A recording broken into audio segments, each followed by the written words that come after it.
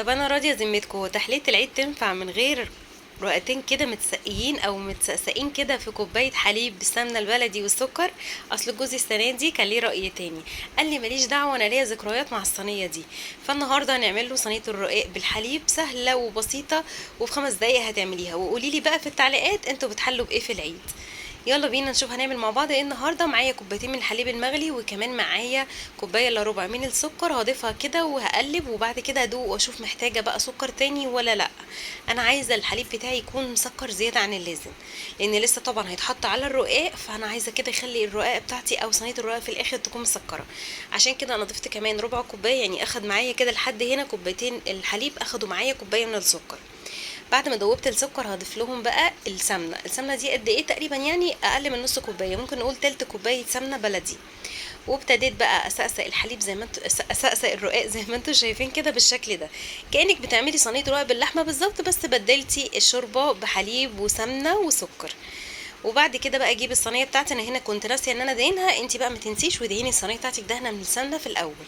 وهتضيفي كده الرقاق زي ما انت شايفه، وابتدي بقى كده كرري الخطوات، واعملي بقى رقاقه ورا الرقاقه ورا الرقاقه، يعني لحد مثلا 6 7 رقاقات اللي انت عايزاه. انا هنا كنت مستخدمه، او الصينيه بتاعتي كانت واخده معايا 7 رقاقات. عايزه تكتري براحتك، عايزه تقللي براحتك، دي حاجه ترجع لك.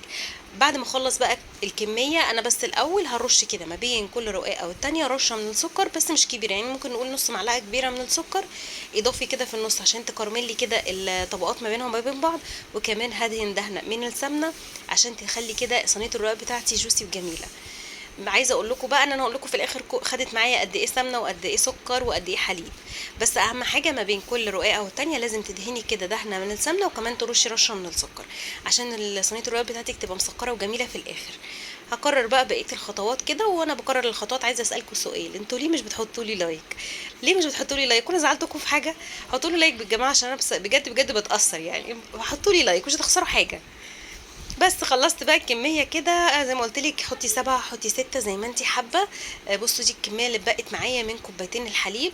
هبتدي بقى اسقسق بيها كده وش الرقاق في الاخر. وبصوا ده اللي مبقي معايا بقى، ده كان على جنب برضو، هسيبه بس كده شويه لحد ما صينيه الرقاق ديت هسيبها ترتاح كده.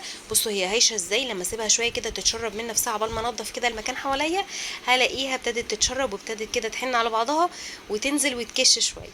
اجيب بقى الحليب اللي متبقي دوت وهضيفه كده لصينيه الرقاق. هي هنا اخدت معايا كوبايتين حليب بالظبط، وكمان اخدت نص هشربه بيها في الاخر، هتشوفوا كمان شويه.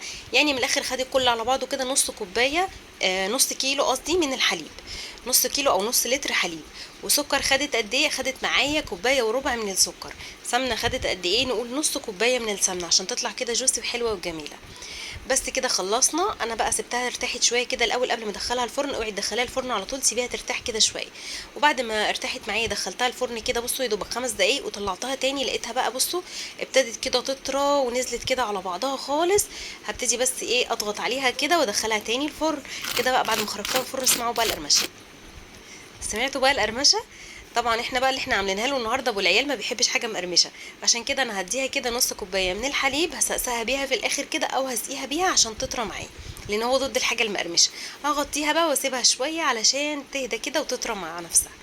وبعد كده هقلبها على اي صينيه، وتبتدي بقى تقطعيها كده. السكينه بتاعتي ما كانتش حاميه ومعرفتش ان انا اقطعها بصراحه، يعني هربدتها كده الى حد ما. بس عايزه اقول لكم كفايه ايه، كفايه طعمها بجد كانت حلوه جدا. وهتشوفوا دلوقتي خير دليل انها حلوه، يعني تاكليها بقى بارده تاكليها سخنه اول ما تطلع اللي انت عايزاه. بس نصيحه مني كليها اول ما تطلع عشان ما يحصلكيش اللي حصل لي. بصي بقى رحت غسلت كده الطبقين وقلت هاكلها وهي بارده، ورجعت ماليش غير حته واحده، وحتى دي كمان اتاكلت بالهنا والشفا. وقلبنا كده خناقنا وابو العيال. هسيبكم بقى مع الخناقه وما تنسوش اللايك. خدي خلاص ما تزعليش. لا يا عم خلاص كلها. لا لا لا لا عشان ما تتأثريش. خدي خدي. انا عن نفسي مش هتاثر، انا هعمل الفته بتاعتي حبيبتي اللي انا بحبها، انا عاملاها دي اصلا على شرفك انت، عشان ما ترجعش تقول لي ايه انا مش بحب فته الرقاق.